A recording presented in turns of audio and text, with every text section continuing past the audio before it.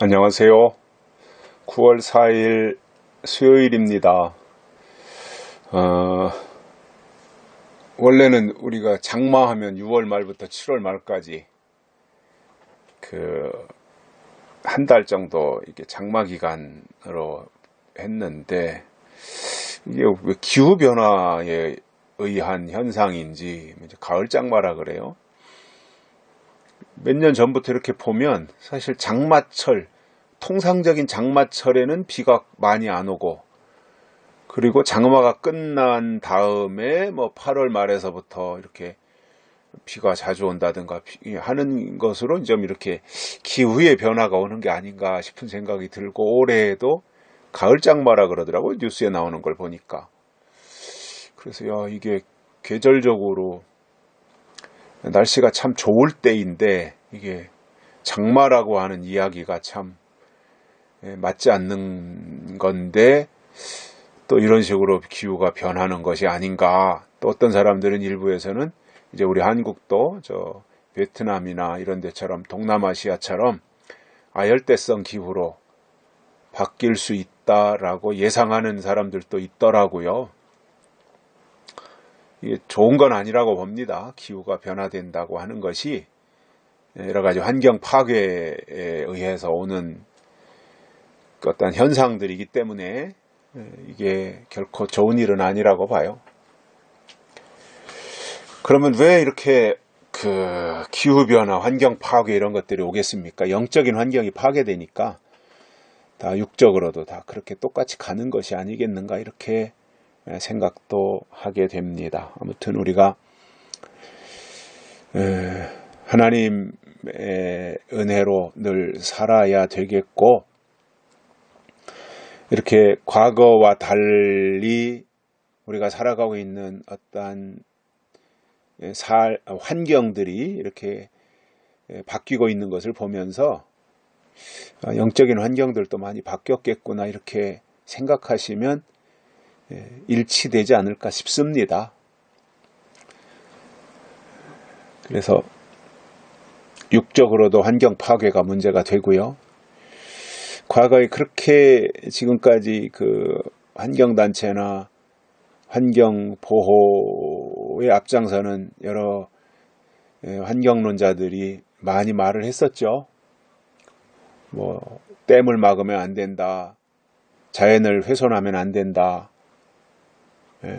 터널을 뚫어도 안 된다, 이런 식으로 환경론자들이 많이 앞장서서 데모도 하고 국가 정책을 반대도 하고 했었는데, 이해가 안 되는 것이 한 가지 있습니다. 요즘 그렇게 산을 다 훼손하고 거기다 태양광을 설치하는데 한마디 반대를 안 해요. 그렇게 기를 쓰고 반대하던 사람들이. 신기해요. 무슨 연결고리가 있길래. 사실상 굉장히 논란이 많은 게 태양광이잖아요. 태양광. 그래서 그 판넬을 나중에 처리하는 데 있어서 굉장한 오염이 발생될 거라고 하는 과학자들의 어떤 연구가 나오는데도 불구하고 수상 태양광을 한다고 하는데도 입 다물고 있고, 그렇게 울창한 숲을 다 파헤치고 산에다가 태양광을 설치하는데도 아무 소리 안 하고 있고, 논을 다 이제 논에다가도 태양광 한다고 해도 말을 안 하고 있고, 과거에 그 사람들이 그렇게 환경단체, 환경운동연합 이런 데서, 그린피스나 이런 데서 그렇게 환경 오염된다고 무슨 난리 버거지를 피우던 사람들이 어쩌면 이렇게 한마디도 안 하는가. 그게 참 신기해요. 물론 육적인 환경이 파괴되는 것에 대해서 좋아할 사람들은 아무도 없을 거예요. 근데 환경이냐 보존이냐, 개발이냐 보존이냐, 결국 개발과 보존 사이에 대두되는 게 환경 문제잖아요. 개발을 하면 환경은 나빠질 수밖에 없고, 보존을 하면 환경은 좋아지는 거죠. 근데 환경을 보존하다 보면 개발은 안 되니까 삶은 낙후될 수밖에 없는 거잖아요. 이 딜레마라고 보여지는데, 아무튼 그것을 어떻게든지 극복해내는 것이 과학이고 또 인간이 지혜를 동원해서 해야 될 일들이라고 보거든요. 그럼 왜 이렇게 어떠한 육적인 환경 파괴가 자행되고 있는 이 시점에서 영적으로도 똑같다고 봅니다. 영적 환경 파괴도 심각하다는 거죠. 하나님의 질서가, 신앙 질서가 완전히 무너져 가고 있는 거예요. 성경이 말하는 원래의 그 모습이 아니라는 거죠. 파괴된 거잖아요. 그럼 이걸 어떻게 회복시킬 거냐라고 하는 문제가 나오는 거거든요. 결국은 새로운 창조라는 것이 이제 나오는 것이고, 결국 이 훼손되어진 자연 환경, 파괴되어진 영적 환경, 이것을 다시 회복할 수 있는 길이 있겠습니까? 저는 없다고 봅니다. 다만 한 가지 가능성이 있다면 뭐냐? 하나님의 새로운 창조가 이루어지면 인간의 무너진, 이 훼손되어진 이 영적인 부분, 또 이 어떤 자연의 이 부분, 이것이 다시금 그 복구되고 원 위치를 찾는 그 길은 하나님의 새로운 창조에 의해서만이 가능하다, 이렇게 생각을 하고, 새로운 창조가 어떻게 이루어지느냐? 그것은 하나님이 주신 말씀에 의해서 이루어지는 것이다, 이런 생각들을 가져봅니다. 좀 길게 얘기가 됐는데요. 오늘 말씀은 요한복음 4장 39절부터 42절입니다. 여자의 말이 그가 나의 행한 모든 것을 내게 말하였다 증거하므로 그 동네 중에 많은 사마리아인이 예수를 믿는지라. 사마리아인들이 예수께 와서 자기들과 함께 유하기를 청하니 거기서 이틀을 유하심에 예수의 말씀을 인하여 믿는 자가 더욱 많아 그 여자에게 말하되 이제 우리가 믿는 것은 내 말을 인함이 아니니 이는 우리가 친히 듣고 그가 참으로 세상의 구주신 줄 알미니라 하였더라. 아멘. 사마리아 여인, 수가성의 그 여인, 물길러 왔던 여인, 예수님을 만난 그 여인, 그리고 예수님을 만난 이후에 변화되어진 그 여인, 그리고 그가 예수님을 만나 변화된 이후에 그가 이제 여기저기 다니면서 증거했어요. 특히 자기 고향 사마리아로 가서 사마리아에 있는 사마리아 사람들에게 이 사마리아 여인이 수가성에서 물깃다가 만난 예수님에 대한 소식을 전했겠지요. 뭐 그때나 지금이나 저는 똑같다고 봐요. 남자들이 이렇게 사람들을 만나서 주절주절 말하는 게 쉽지 않잖아요. 근데 여자들은 우물가에서 빨래터에서 뭐 얼마든지, 처음 만난 사람도 여자들은 주절주절 얘기도 잘하고 또 금방 친숙해지고 뭐 언니 동생 하면서 이렇게 가까워지고, 이런 것이 이제 어떤 여자의 장점인 것 같아요. 그러니까 그렇게 해서 뭐 여기저기 가서 자기가 만난 예수님에 대해서 많이 증거했겠지요. 그랬더니 그 여인의 말을 듣고 사마리아인들이 예수께 와서 요구를 합니다. 우리와 함께 유해달라. 이렇게 청하니까 예수님이 그들에게로 가서 이틀 동안을 거기에 계시면서, 거기서 예수님이 하신 일이 뭐예요? 41절에 보면 예수의 말씀을 인하여 믿는 자가 더욱 많았다 이겁니다. 이게 핵심입니다. 예수의 말씀을 인하여, 이게 돼야 돼요. 무슨 뭐 방언을 인하여, 무슨 병 고치는 것을 인하여, 이게 아니었어요. 예수의 말씀을 인하여 믿는 자가 더욱 많아졌다. 이게 진짜 부흥입니다. 예수의 말씀을 인하여 믿는 자가 많아지는 거예요. 이게 부흥이에요. 이게 교회예요. 내 목적 채우기 위해서 사람들이 몰려온다든가, 거기 가면 뭔가 이렇게 유명한 사람이 있으니까 거기로 몰려간다든가, 거기 가면 무슨 능력이 나타나니까 거기로 몰려간다든가, 이게 아니었다는 이야기입니다. 예수의 말씀을 인하여, 이게 교회입니다. 예수의 말씀을 인하여 믿는 자가 많아지고,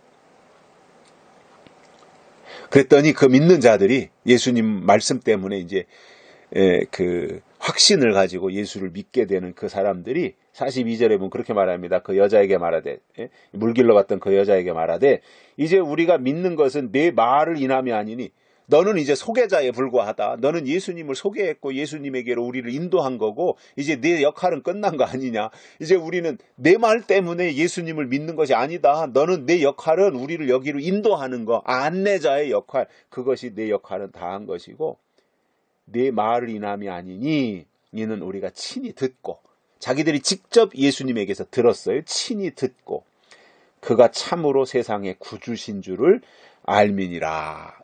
그래서 믿었다. 예수님을 만나서 예수님의 말씀을 듣고 보니까 예수님이 진짜 구주시다라고 하는 확신이 들었다라는 거예요. 이제 더 이상 내가 그 어떠한 안내자의 역할은 필요가 없고 우리는 이제 직접 예수님의 말씀을 들었고 확신했으니까 이제 내 말보다 더 큰 말을 들었으니, 여자의 말보다 예수님의 말씀을 직접 들었으니 이 여자의 말이 무슨 의미가 있어요, 그죠? 예수님의 말씀이 내 신비에 와 새겨졌는데, 저는 오늘 큐티의 핵심을 여기에다 두고 싶습니다. 여호와의 말씀을 인하여 믿는 자가 더욱 많아지는 것, 이게 교회여야 되고 이것을 진정한 부흥으로 생각을 해야 됩니다. 말씀 때문에 와야 돼요. 기사와 이적 때문에 오는 거 의미가 없습니다. 능력이 나타나니까 오는 거, 이거 가치 없는 겁니다. 진짜 부흥은 뭐냐? 예수의 말씀을 인하여 믿는 자가 많아지는 거, 이게 진짜 부흥이에요. 그렇다면 어떻게 해야 되겠어요? 이 사마리아 여인이 자기가 만난 예수님을 제대로 정확하게 전달한 거예요. 자기 동네에 가서. 그랬더니 그들이 그의 말을 들은 거예요. 정확하게 내가 만난 예수를 전파했다라는 것이 있고요. 또 한 가지는 그가 사마리아에서 다른 사람들과 더불어 살아갈 때 이 사마리아 여인이 전혀 사람들에게 이 자기가 한 말에 대해서 신뢰할 수 없게 했다면 이 사람 말을 안 들었을 거예요. 그런데 사마리아 여인들이 이 물길러 갔던 여인의 말을 듣고 거기에 비중을 뒀다고 하는 것은 그렇게 평소에 사람들과의 관계 속에서 가볍게 처신하지 않았다라고 하는 것을 알 수 있어요. 평소에 이렇게 섣불리 말을 하고 말을 해놨다가는 공수표 날리고 이러한 삶이 아니었다. 그러니까 그가 하는 말에 사람들이 비중을 두었다라는 거죠. 그리고는 그들이 여인의 말을 듣고 예수님에게로 와서 그 예수님을 자기들과 함께 생활하자, 유해달라. 그래서 이틀 동안 거기에서 머무르게 되는, 예수님을 머무르게 했던, 예수님을 거기 멈추게 했던 이 놀라운 현장이고, 거기서 예수의 말씀을 인하여 믿는 자가 더욱 많아졌던 이 놀라운 현장이었던 겁니다. 여러분, 우리가 다른 것에다가 목적을 두면 안 됩니다. 목적은 분명해야 되는데요. 그게 뭐예요? 예수의 말씀을 인하여, 이게 우리의 목적이 돼야 돼요. 이 시대로 우리들에게로 적용한다면 약속의 말씀을 인하여 또는 예언의 말씀을 인하여. 그러면 예수님이 스스로를 그렇게 한 것이 아니라 이 예수님을 만난 사마리아 여인, 수가성에서 물깃다가 만난 이 여인의 역할이 컸다라는 거예요. 그리고 그 여인의 역할로 인해서 많은 사람들이 예수님을 만났고 예수님의 말씀을 들었고 예수님의 몸과 마음을 이틀 동안이나 붙잡아 놓았고 그리고 그들이 진정으로 예수가 구주시구나, 구세주이시구나 하는 것을 깨달았다는 겁니다. 멋있잖아요. 그죠? 우리가 이 물길러 왔던 물동이인, 이 머리에다가 물찌개는 지는 거고 물동이는 이는 거죠. 물동이를 이고 물길러 왔던 이 여인의 역할을 우리가 해서 사람들을 예수께로 안내하는, 인도하는, 그래서 예수님을 만나서 예수님의 말씀을 들을 수 있도록 하는 그 역할, 이것이 오늘 우리들이 해야 될 일이 아니겠는가, 그런 생각을 하면서 다시 한번 우리 주변에서 예수의 말씀을 인하여 하나님의 말씀이 더 확장되어지고 더 많이 믿는 자들이 예수께로 돌아오는 그러한 일에 쓰임받는 분들이 되시기를 바랍니다. 오늘 여기까지 하겠습니다. 감사합니다.